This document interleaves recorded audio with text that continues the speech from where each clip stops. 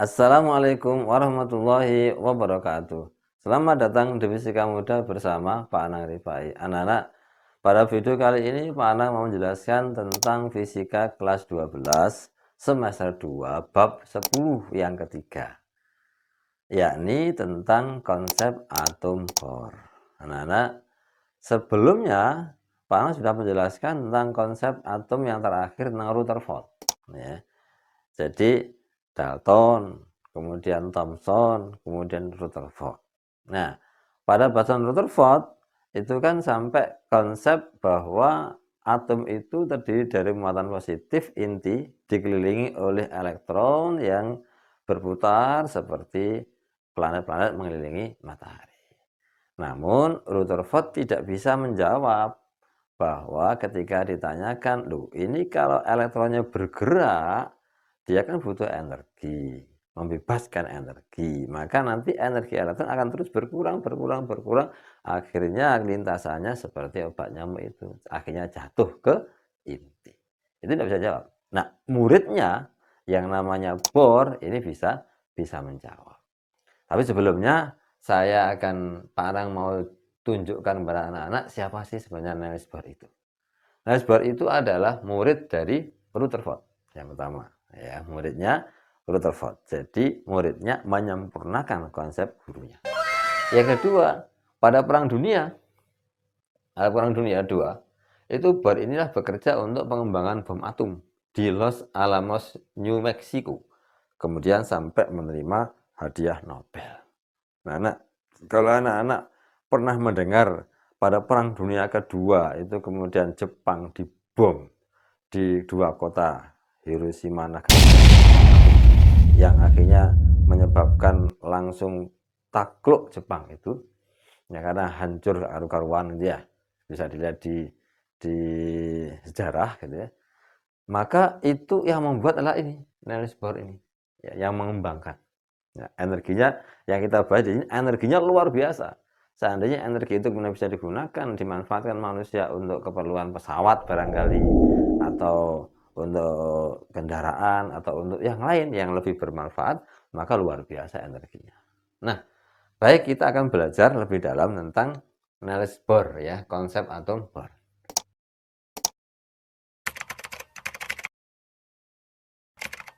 Nah, Bohr itu menyempurnakan dengan dua pendapat. Ya.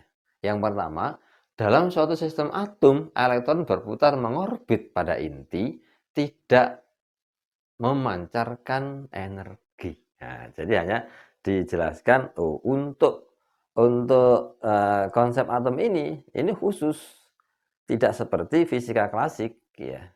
Elektron ini berputar mengelilingi inti itu tanpa membebaskan energi. Yaitu kuasa ilahi. Dia tidak akan membebaskan energi, sehingga karena dia energinya konstan tetap, maka ya dia tidak akan menjadi semakin kecil, ya enggak, tetap ya di sini terus konstan, tidak akan memancarkan maupun menyerap, tetap saja. Makanya dikatakan selanjutnya oleh Bohr, lintasan-lintasan orbit elektron pada keadaan ini disebut orbit stabil. Lintasannya stabil atau lintasan stasioner. Nah, gitu ya. Selama bergerak pada orbitnya, energi yang dimiliki elektron tetap tidak berubah. Lah, berapa besarnya? Katanya Bohr setelah diturunkan dengan berbagai persamaan, bisa dilihat di buku Sakuvino ada atau yang lain, tapi di sini langsung intinya saja, langsung pada kesimpulannya saja, bahwa energi total elektron pada kulit ke N itu min 13,6 per N kuadrat dalam satuan elektron volt. Jadi anak-anak, kalau misalkan ada soal pada kulit K, ingat kulit atom itu kan K, L, M, N, O, dan selanjutnya. Nah, N-nya, ya, kulit pertama, N-nya 1. L, N-nya 2, kulit kedua. M, N-nya 3, kulit ketiga. N, ya, N-nya 4, kulit keempat, kulit kelima, dan selanjutnya. Sehingga kalau misalkan saja pada kulit L misalkan, berapa energi di situ? min 13,6 per 2 kuadrat per 4. Gitu nah ya. Berapa energi pada kulit misalkan K? Ya berarti kan N-nya 1. Maka min 13,6 per 1 kuadrat ya 1. Ya, min 13,6 elektron volt. Nah sekarang, kenapa kok pakai min? Nah, baru kemudian menjelaskan. Min tadi menunjukkan bahwa elektron terikat pada inti untuk melepaskan membutuhkan energi. Jadi begitu. Jadi selama tidak diberi energi, maka dia berada di sini terus. Kulit 1 ya kulit 1 terus ya. Kulit 2 ya kulit 2 terus. Baru ketika nanti diberi energi, jret begitu ya, dikasih ditembak dengan gelombang elektromagnetik atau dengan neutron atau dengan apa saja ya yang bisa digunakan untuk nembak elektron ini, maka energinya kan berlebih, dia bisa lompat. Nah, begitu. Nah, nanti dibahas di pendapat yang kedua, kalau udah lompat gitu ya, maka kemudian dia kembali lagi. Saat kembali inilah dia akan memancarkan energi. Akan memancarkan gelombang elektromagnetik. Itu pada yang pendapat yang kedua.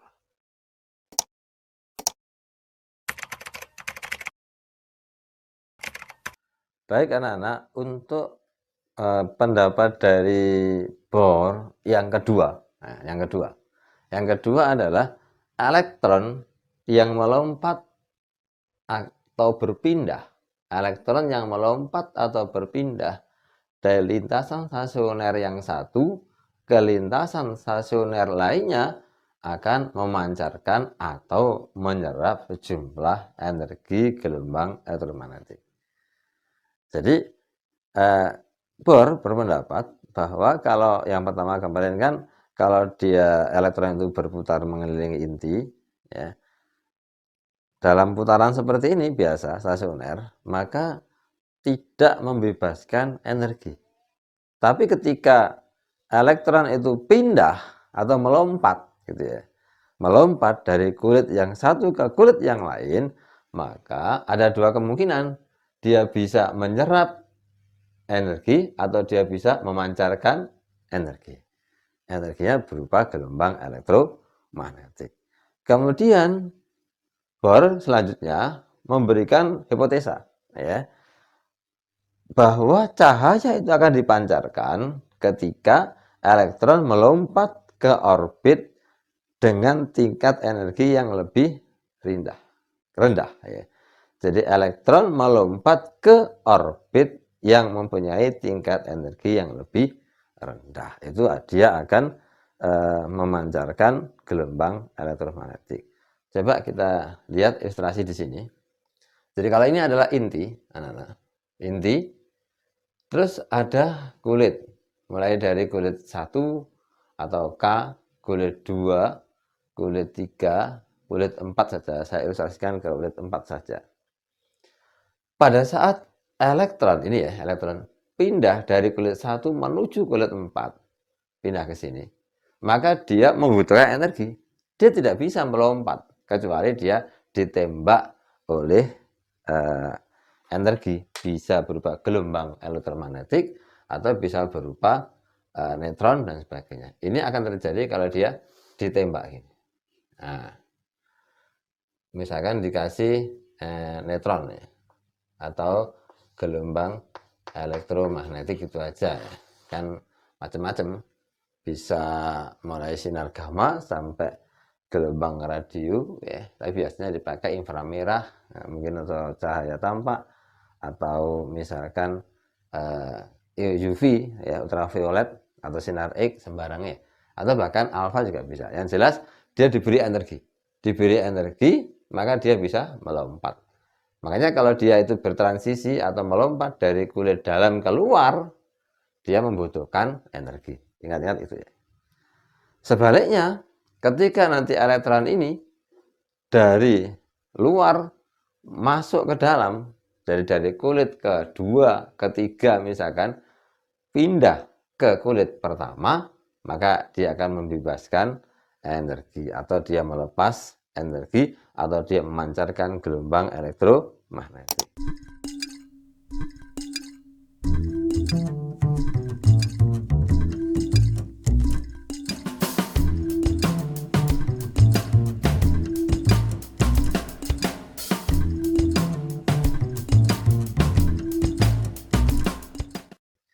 Jadi anak-anak ya perlu diingat ya, kalau elektron itu pindahnya adalah keluar, lebih luar kulitnya, maka dia membutuhkan energi.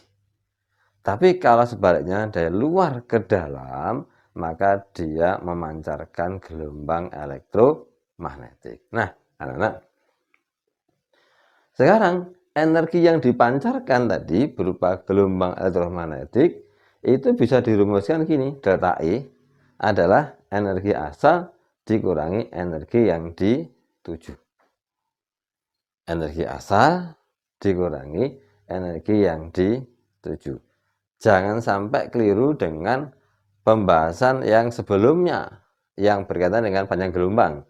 Ingat pada saat itu pada bahasa spektrum atom hidrogen 1/lambda sama dengan R 1/Na dikurangi 1/Nb. Na adalah kulit yang dituju. Nb adalah kulit asal. Itu kalau ditinjau dari panjang gelombang. Ya. Dan 1/lambda di situ masalahnya rumusnya. Tapi kalau dari energi, ingat ya, energi asal dikurangi energi yang dituju. Jadi kalau misalnya gelombang tadi, berarti asalnya adalah misalkan kulit 3 menuju kulit 1. Maka di sini energi di kulit 3 dikurangi energi di kulit 1. Dengan masing-masing energinya kemarin tadi ya, energinya adalah E sama dengan min 13,6 per N kuadrat. Oke. Nah, sekarang nanti ketika menghitung ya, maka anak-anak akan bisa mendapatkan, misalkan tidak ngerti ini kondisinya membebaskan atau melepas ya. Dihitung aja misalkan asal dikurangi yang dituju. Kalau hasilnya positif ya, maka dia kategorinya melepas energi gelombang elektromagnetik atau dia kondisinya memancarkan gelombang elektromagnetik. Itu kalau positif. Berarti tandanya elektron berpindah dari kulit luar ke kulit yang lebih dalam. Karena dia memancarkan gelombang elektromagnetik, maka delta E-nya sama dengan HF seperti biasa bab 8 ya, atau Hc per lambda. Sehingga dari sini bisa dicari frekuensi, bisa dicari lambdanya. Namun anak-anak, ketika ternyata delta E-nya min, maka dia kondisinya adalah menyerap energi. Elektron berpindah dari kulit dalam ke kulit yang lebih luar. Nah, itu ya, itu diingat-ingat ya, jangan sampai keliru ya memasukkannya. Mungkin itu pembahasan untuk kali ini, tapi akan saya berikan 2 soal agar nanti bisa lebih memahami konsep yang ini tadi, gitu ya.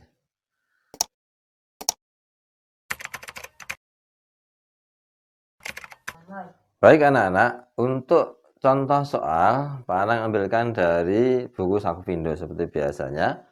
Pada halaman 308, nomor 31, saya bacakan anak-anak. Energi elektron pada keadaan dasar di dalam atom hidrogen adalah min 13,6 elektron volt. Energi elektron pada orbit dengan bilangan kuantum n sama dengan 4 adalah.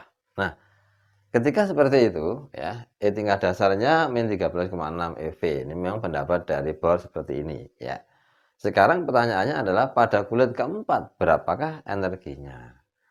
Konsepnya Bohr mengatakan bahwa energi tiap kulit ya pada lintasan stasioner itu En sama dengan min 13,6 per N kuadrat. N-nya adalah kulit yang diminta.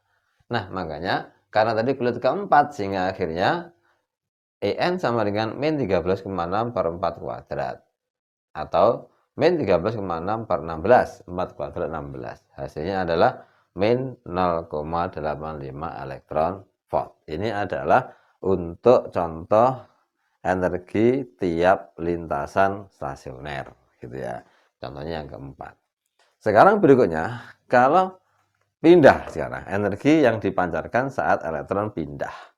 Pada halamannya sama, 308, tapi nomor 30. Di sini saya bacakan dulu anak-anak. energi elektron atom hidrogen pada tingkat dasar E sama dengan min 13,6 elektron volt.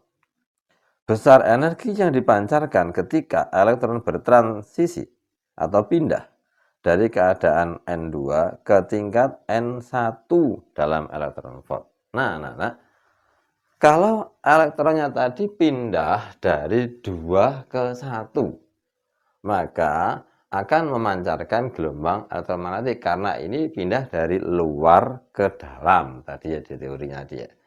Nah, sekarang berarti yang kita cari adalah delta E. Delta E sama dengan, ingat, energi asal dikurangi energi yang dituju. Asalnya adalah N2, yang dituju adalah N1. Ya.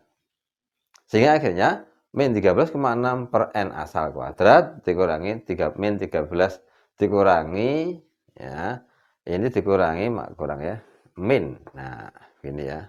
Min gini ya. Nah, dikurangi min 13,6 per N kuadrat untuk yang dituju. Nah, karena asalnya adalah 2 sehingga min 13,6 per 2 kuadrat, min, ingat min lagi. Min ini rumus deltanya, pakai ini. Min ini rumus energinya. Ya. Jadi min 13,6 per 1 kuadrat. Min kali min plus. Sehingga akhirnya min 13,6 per 4 plus 13,6 per 1. Disamakan penyebutnya anak-anak per 4. Jadi yang di sini 13,6 per 4 tetap min 13,6. Yang di sini ini 1 biar jadi 4 dikalikan 4. Maka di sini plus 4 kali 13,6. Nah, sehingga ini kan 1. Ini kan 4. 4 dikurangi 1 tinggal 3. 3 per 4 kali 13,6.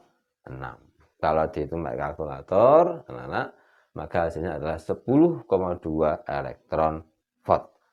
Seandainya nanti pertanyaannya adalah dilanjutkan berapa frekuensinya, tinggal pakai delta E sama dengan HF.